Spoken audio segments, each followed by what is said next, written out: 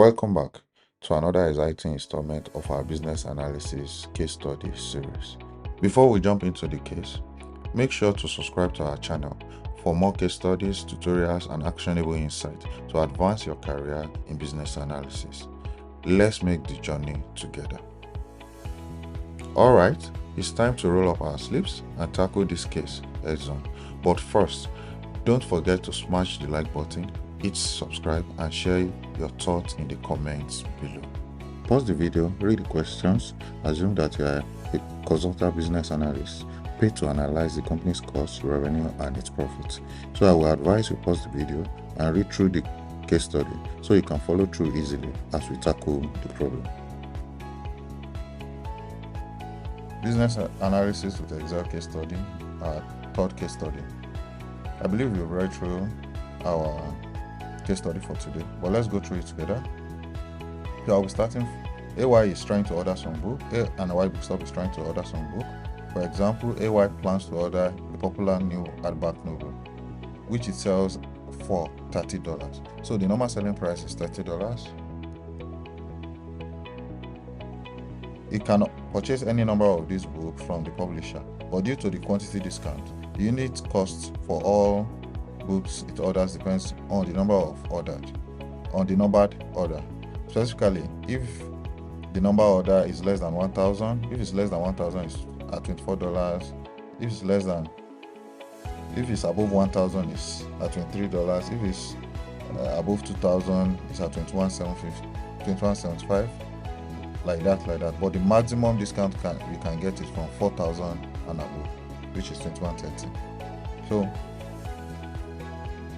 it estimates that demand could be anywhere near 500 to 4,500. Also, with most hardback novel, this one will eventually come out in paperback.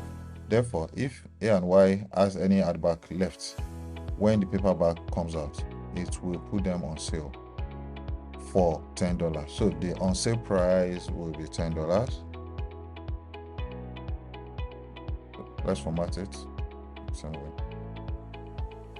So you have to create an analysis to help the manager to see how prices and demand affect the profit. So what is the unit cost? First, to get the unit cost, you must know the number of units he orders. If he orders 500 units,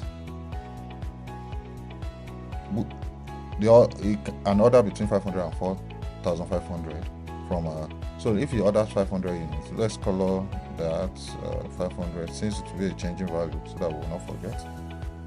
What will be his unit cost? So to know the unit cost, we can use a VLOOKUP to look for our unit cost. So VLOOKUP, what is the lookup value? What are we looking for? This value. In which table array? We are looking for it in this table array. What is lookup index that we want to return? We want to return the unit cost. So that's, we count the table 1, 2. We put 2. So what do you want? Is it an approximate match or exact match? Here we need an approximate match because VLOOKUP usually use range lookup for its default. So we can just put true to ensure, or you leave it, it's doing an approximate match. And when you see, if it's ordering 500, it's $24. If you change this to 1,000, this will change to $323. And if you change this to 4,000, so this is 21. So we can see our VLOOKUP is working perfectly. So what will be the total cost? The total cost will be this time your unit cost times whatever quantity ordered. So if he orders 500, which should be the minimum order, this is what you will have. So what's our demand? We don't know what our demand is, but it's also something we can vary from the question. So let's just can place any value on that, 5,000. So what will be the surplus or the extra? If demand is, if the bookshop order for 1,500, the extra that will be sold at the on sale price will be normally should be equals to subtracting your demand from your order quantity, which will give you 500. But in some cases, when your order quantity, let's assume you ordered for 500 and there was demand for 1000, it means you can only sell what you ordered for and you cannot sell negative value. So how do we do it? To resolve this, we can use our if. So if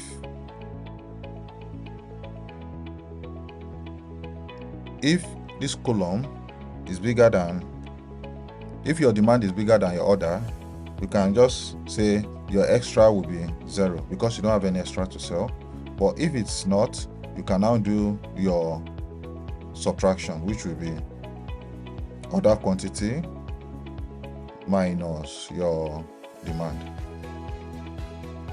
So you can see when it's bigger, it will be 0. When your demand is bigger than your order quantity, this will be 0. But if your order quantity is now bigger than your demand, let's make this 15, it will give you the subtraction of the two. So what will be our revenue at normal selling price? The revenue at normal selling price will be equals to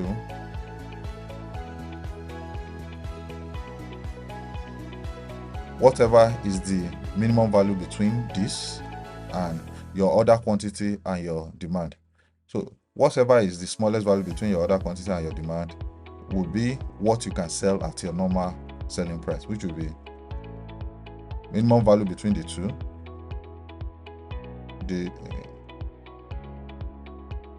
So whatever is the minimum value is 1000. So you have to multiply it by the normal selling price. What is our normal selling price? Which is $30. So this is what it will be. So in this case now, you can see it's very obvious. When you ordered for 15 and the demand is 1000, you sell 1000. Well, if you ordered for 500 and your demand is 1000, you cannot sell more than what you ordered for, so you sell this. So let's move to what will be our revenue at on sale price. Revenue at on sale price will be your extra times multiplied by your on sale price. In this case, it will be 0. While if you increase your order quantity, you have a value here. So your profit or loss will be, let's find out our total revenue first. Our total revenue will be equals to your revenue at normal selling price added to your revenue at on sale selling price, while your total profit or loss will be your revenue subtracted, you subtract your total cost from your revenue and you have your total profit or loss.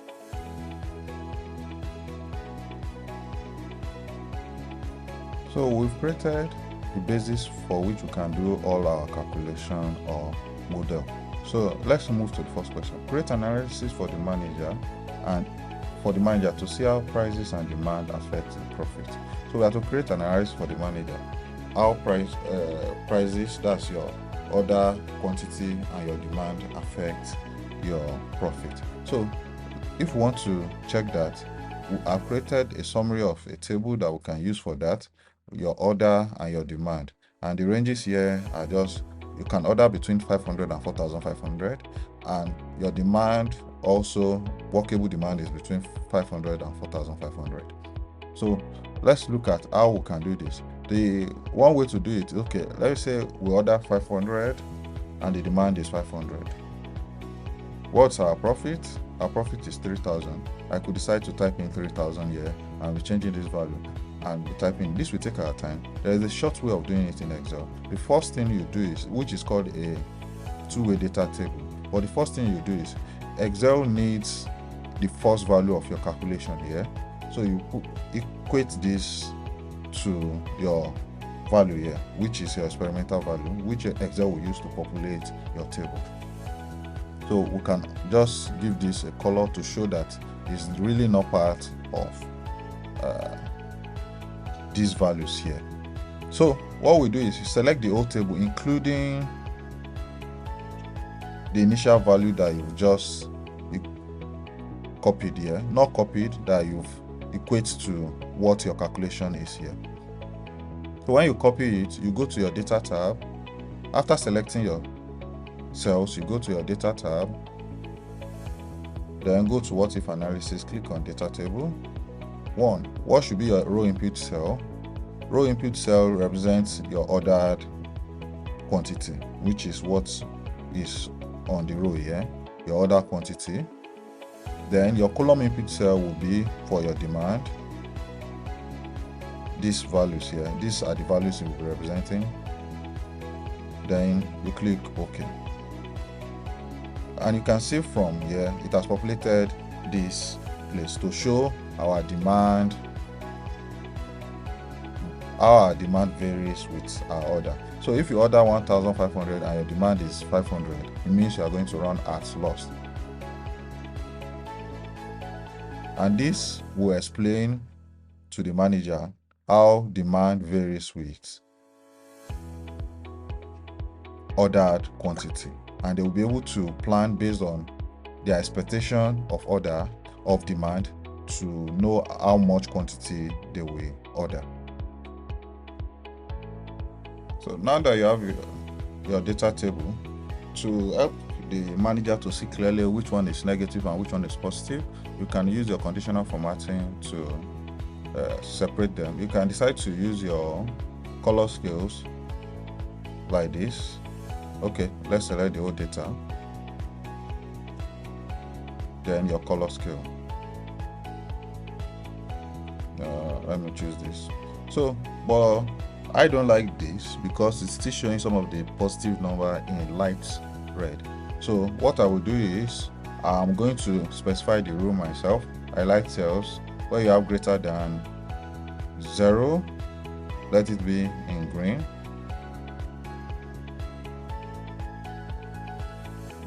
Okay, this is fine. And where you have less than 0,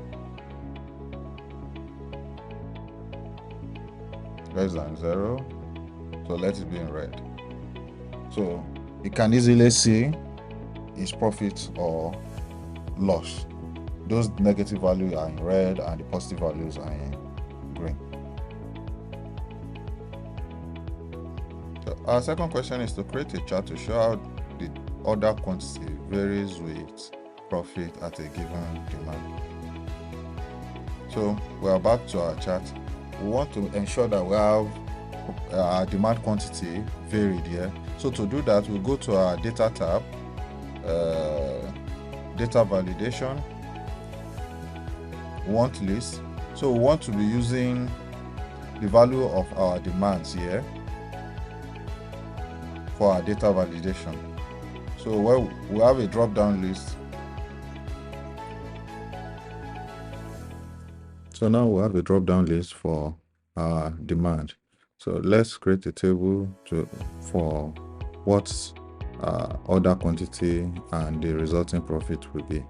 So we'll extract the order quantity from the values we have there. Though I don't want my data to be in rows, so I will transpose it so that it can be in column. So the next thing I would like to do is to extract my profit.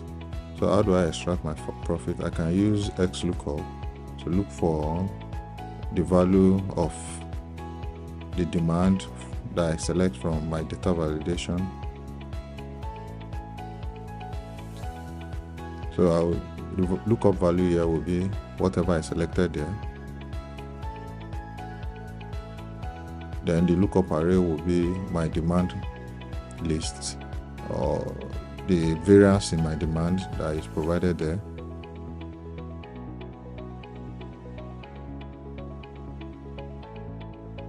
Then I can get my profit from the return array will be the whole of this array. So you can see it has returned the value for when it's 500. If I change it to 1000 to return the value of 1000, and you can see it matches with that. But I also want this value to be in vertical layout. So I can use TOCOL also to turn it to vertical layout. So we have it. So we can use these two values to plot our chart now. So we'll go to our inside chart. We can click on recommended. So I'll be using this recommended chart here. That's our line graph to show what the profits will be at a particular demand quantity by changing our variance, our order quantity at a particular demanded quantity. By changing our order quantity, we'll have the profit that is shown in the graph above. And if you look at it, when your demand is 3,000, the profit will be rising from 500 till you get to that exact 3,000 quantity. Then your profit will start dropping. We've been able to solve together today's business case analysis, and I'm sure we've learned something new. We've used a lot of formulas and Excel function in today's video. Also, we've learned how to use two-way data table. And if you've learned something in our tutorial today, please subscribe to our channel, follow us for more, and you can also check on the playlist of business analysis to watch more videos on business analysis case study as we roll out more. Thank you. See you next time.